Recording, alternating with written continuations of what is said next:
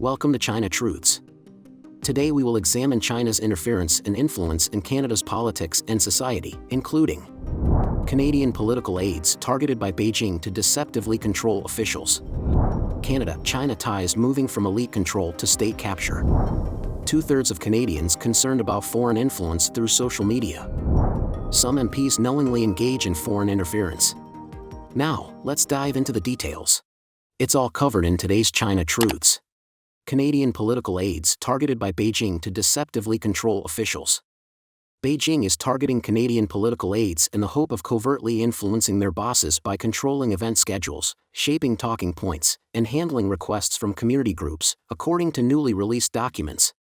A September 8, 2021, intelligence assessment from the Canadian Security Intelligence Service, CSIS, said, the PRC, or People's Republic of China, also targets political staffers. The assessment was recently released by the Foreign Interference Inquiry, which has been investigating allegations of Beijing's interference in Canada's elections and targeting of parliamentarians. Staffers control schedules and often act as gatekeepers for their employers. These staff are thereby placed in positions where they can clandestinely and deceptively control and influence the activities of elected and appointed officials in ways that support PRC or CCP interests, said the report, which was first covered by Blacklock's reporter. The potential for staffers to influence officials manifests in several ways, such as preventing certain community groups' requests from being seen, framing talking points to align with Beijing's narratives, or organizing public events at locations favorable to PRC interests, such as businesses owned by a Chinese proxy or culturally significant sites like city halls or legislative buildings, CSIS said. CSIS noted that political aides do not need to be known China supporters to become targets. Rather, the CCP will also seek to co-opt those who do not openly oppose or speak out against the PRC or the party. CSIS said aides are then persuaded to adopt Beijing-friendly positions and speak out against a broad range of what the Chinese government perceives as anti-PRC actions, such as raising human rights concerns or traveling to Taiwan in an official capacity. Similar concerns about the targeting of staffers were highlighted in a separate 2022 National Security Assessment from CSIS. The briefing was released by the inquiry last month. Local community networks are a key vector for facilitating FI, or foreign interference, activities. For example, PRC officials often conduct FI activities through local networks that are tied to, but not necessarily directed by, PRC officials, on a regular basis, said the March 25 briefing. The key components of the Beijing-led foreign influence networks include staff of targeted candidates and elected officials, as well as Chinese officials in Canada, leaders of local Chinese-Canadian community groups, and Canadian political candidates or officials themselves, according to the site task force. This network structure, used for interference at all levels of government, enables an adaptable, resilient approach to extending and enabling PRC covert influence, CSIS said in the assessment. While both CSIS assessments did not provide specific cases of political staffers being influenced by China, a summary of federal government intelligence released to the inquiry has suggested the existence of such operations. The summary said that prior to the 2019 election, a group of 11 federal candidates and at least 13 aides were assessed to be either implicated in or impacted by China-linked threat actors in Canada, including PRC officials.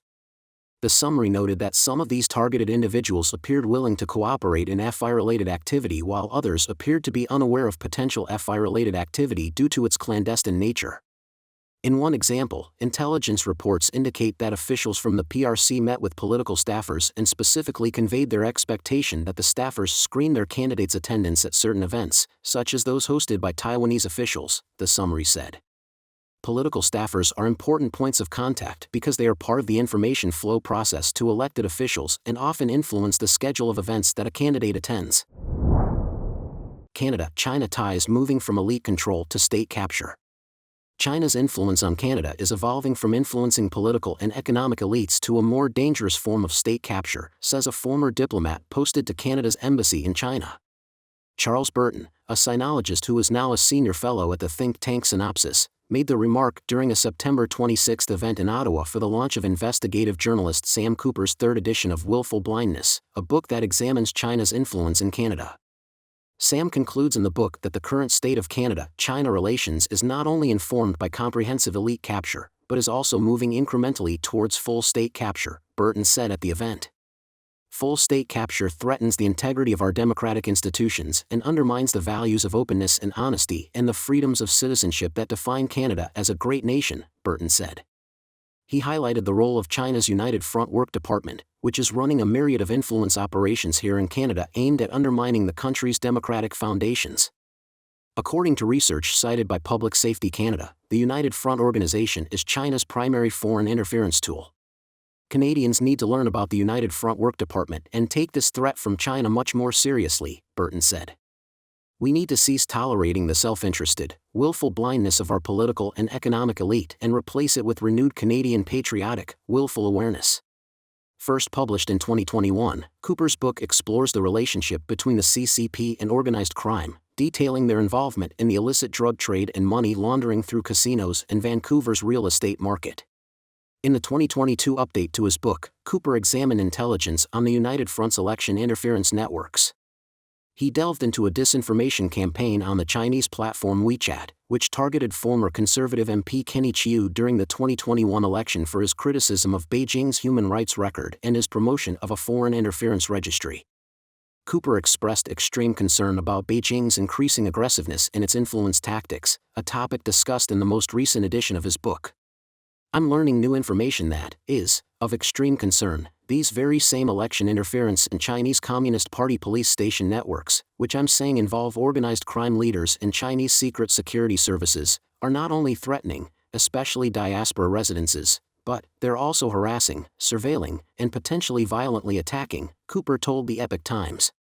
We now have cases in Australia, potentially Canada, and around the world, where it's suspected that Chinese operators in these networks could endanger, perhaps even threaten with death, or perhaps even kill dissidents who want to speak out against China.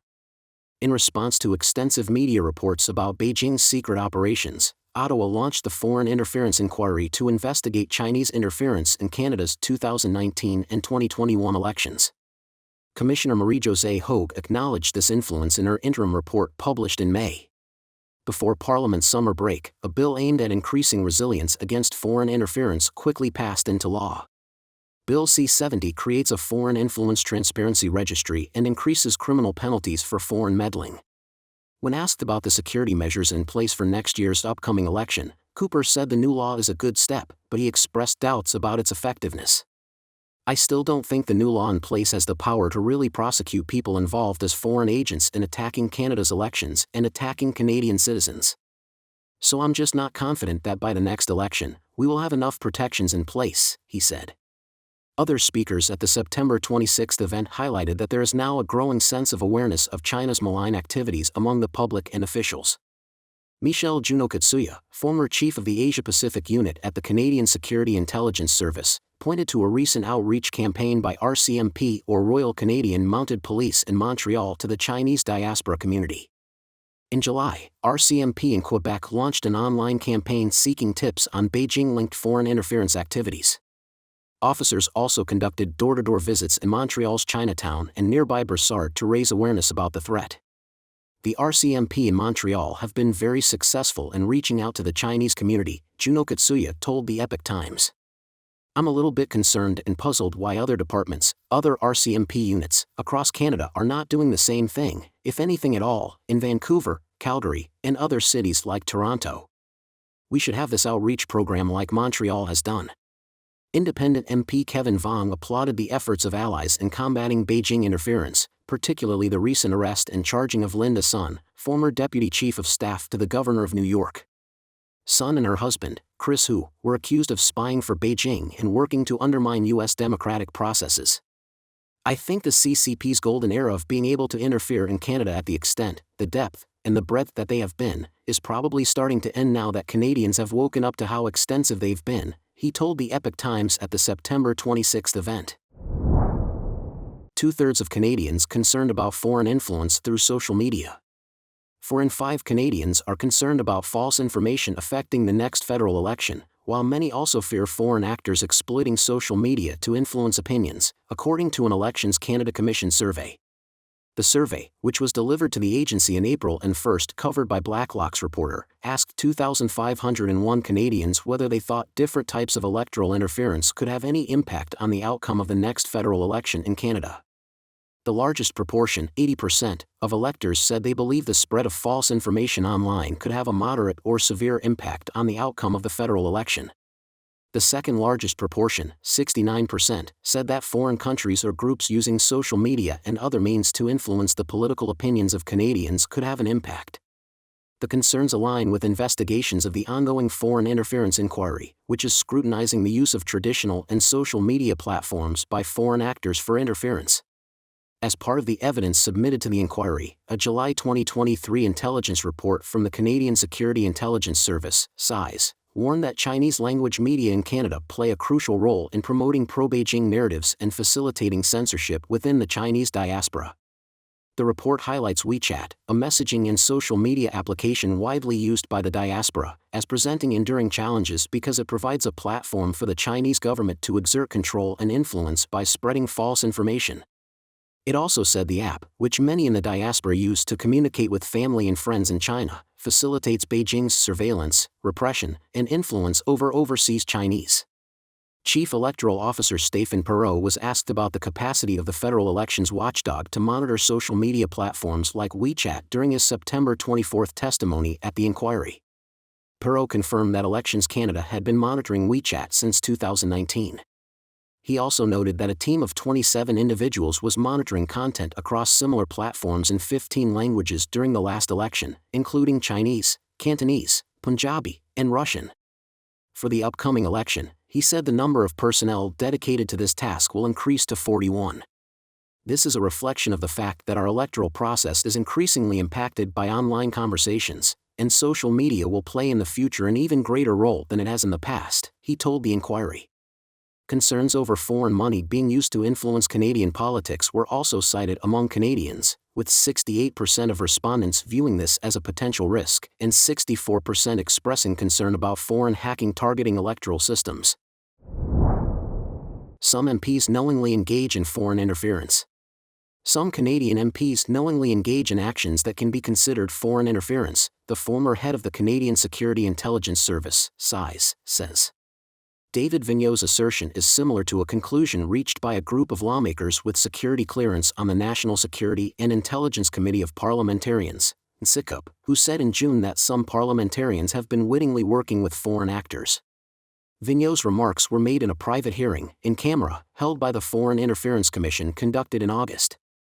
His comments, along with those made by the current CSIS leadership team at the hearing, were captured in an unclassified summary report made public by the Commission on September 27.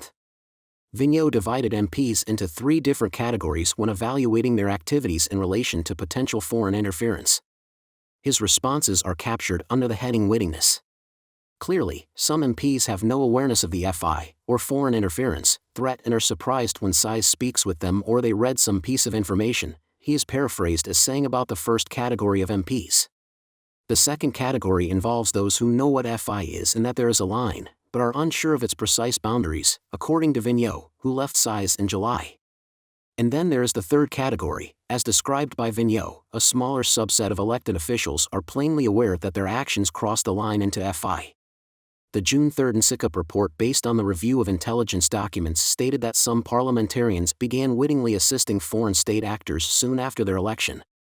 The report said these activities included communicating with foreign missions to get election support from community groups or businesses, which the diplomatic missions pledged to discreetly mobilize in favor of a candidate, as well as knowingly or through willful blindness accepting funds from foreign diplomatic posts.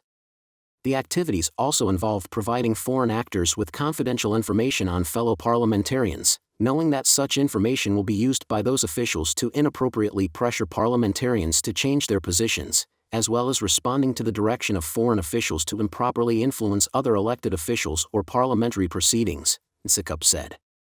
The report said China is the most active foreign state interfering in Canada.